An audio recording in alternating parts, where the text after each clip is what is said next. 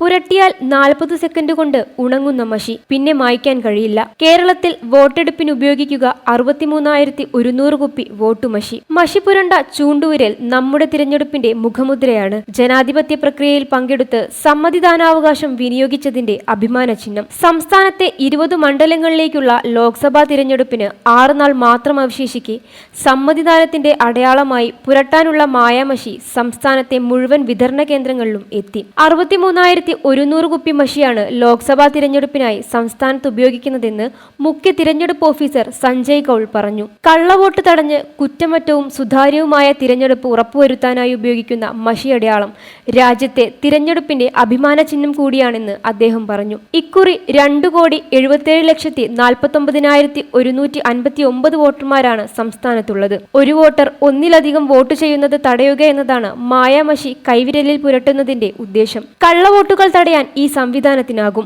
വിരലിൽ പുരട്ടിയാൽ വെറും 40 സെക്കൻഡ് കൊണ്ട് ഉണങ്ങിത്തീരുന്ന ഈ മഷി മായ്ക്കാനാവില്ല. പോളിംഗ് ദിനം കഴിഞ്ഞും ദിനങ്ങളെടുക്കും ഇത് താനെ മാഞ്ഞുപോവാൻ. സംസ്ഥാനത്തെ 25,231 ബൂത്തുകളിലേക്ക് ആവശ്യമുള്ളതിന്റെ 2 ഇരട്ടി മഷിക്കുപ്പികളാണ് എത്തിച്ചിട്ടുള്ളത്. 1,30,00,000 രൂപ ചിലവഴിച്ചാണ് സംസ്ഥാനത്തേക്ക് ആവശ്യമായ മഷി തിരഞ്ഞെടുപ്പ് കമ്മീഷൻ കർണാടക സർക്കാരിന്റെ ഉടമസ്ഥതയിലുള്ള മൈസൂർ പെയിന്റ് ആൻഡ് വാർണിഷ് കമ്പനിയിൽ നിന്ന് എത്തിച്ചത്. ഇന്ത്യയിൽ ഈ മഷി നിർമ്മിക്കാൻ അനുവാദമുള്ളത് മൈസൂർ പെയിന്റ് ആൻഡ് വാർണിഷ് കമ്പനിക്ക് മാത്രമാണ്. 1962 ലോക്സഭാ തിരഞ്ഞെടുപ്പിലാണ് ആദ്യമായി മായാത്ത മഷി പുരട്ടുന്ന രീതി തുടങ്ങുന്നത്. അതിനുശേഷം നടന്ന എല്ലാ തിരഞ്ഞെടുപ്പുകളിലും ഈ മഷി വോട്ടർമാരുടെ വിരലുകളിൽ പുരട്ടിയിട്ടുണ്ട്. നാഷണൽ ഫിസിക്കൽ ലബോറട്ടറി ഓഫ് ഇന്ത്യയിൽ വികസിപ്പിച്ച ഒരു ഫോർമുലയാണ് ഈ വോട്ടിംഗ് മഷിയിൽ ഉപയോഗിച്ചിട്ടുള്ളത്.